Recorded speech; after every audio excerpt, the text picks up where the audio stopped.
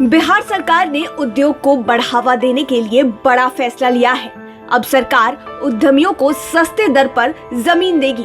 उद्योग लगाने के लिए बियाडा की जमीन 50% तक सस्ती कर दी गई है। मुख्यमंत्री नीतीश कुमार की अध्यक्षता में हुई राज्य कैबिनेट की बैठक में विशेष भूमि आवंटन एवं आम माफी नीति को मंजूरी मिली है। इस नीति के तहत अब उद्योग के लिए बियाडा की जमीन पर 50% तक की छूट मिलेगी। यह फैसला सरकार ने कोरोना काल में निवेश आकर्षित करने को लेकर किया है। साथ ही जमीन संबंधित विवादों के निपटारे के लिए भी माफी नीति लाई है। हालांकि यह छूट पटना महानगर प्राधिकार क्षेत्र और सूबे के नगर निगम सीमा में आने वाले औद्योगिक क्षेत्रों की जमीन पर नहीं मिलेगी। इन इलाकों में वैसे भी बियाडा के पास जमीन काफी कम है। बिहार में उद्योग के लिए उपलब्ध जमीन में से 1/4 से अधिक कोर्ट केसों में फंसी है। इसे देखते हुए सरकार ने कोर्ट में चल रहे मामलों के निपटारे के लिए माफी नीति को मंजूरी दी है। इस नियम के लागू होने से केस लड़ रहे लोग एफिडेविट देकर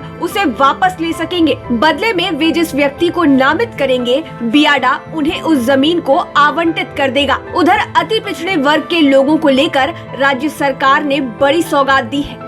अब अति पिछड़े वर्ग के लोगों को उद्योग लगाने पर ब्याज में 15% अतिरिक्त छूट मिलेगी। पहले ही मुख्यमंत्री SC/ST उद्यमी योजना में सरकार ने अति पिछड़ों को भी जोड़ दिया था। इस योजना के तहत उद्योग लगाने के लिए सरकार 10 लाख दे रही है। इसके अलावा मुख्यमंत्री ग्राम परिवहन योजना के तहत पंचायतों में अब 5 की जगह 7 लाभुक होंगे। वहीं सूबे के सभी 8,387 पैक्सों में कृषि संयंत्रण बैंक स्थापित होंगे, जिसमें 2,927 पैक्सों में कृषि संयंत्रण बैंक स्थापित करने के लिए 439 करोड़ रुपए की स्वीकृति भी दे दी गई है। उधर सैप जवानों के रूप में कार्यरत भारतीय सेना के सेवानिवृत्त सैनिकों की अनुबंध की अवधि बढ़ा दी गई है। इस सेवा विस्तार का लाभ करीब 5,000 जवानों को मिलेगा। साथ ही जम्मू कश्मीर के बारामूला में शहीद जवानों के परिवारों को भी सरकार एक नौकरी देगी। ये जवान इसी साल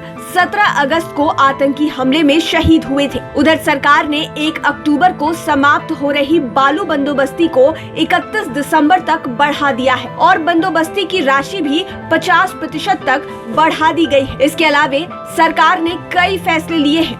बाढ़ से हुई फसलों की नुकसान के मुआवजे के लिए 1500 करोड़ रुपए की स्वीकृति दी गई है। इसी प्रकार टाल विकास के लिए 1178 करोड़ रुपए की स्वीकृति दी गई है। वहीं बिहार की नदी कमला बलान के दोनों तरफ तटबंधों की मरम्मती के लिए करोड़ों की राशि स्वीकृत की गई है, जबकि पटना के अंतर्राज्यीय बस टर्मिनल के रखरखाव और संचालन के लिए सोसाइटी बनाने का फैसला लिया गया है।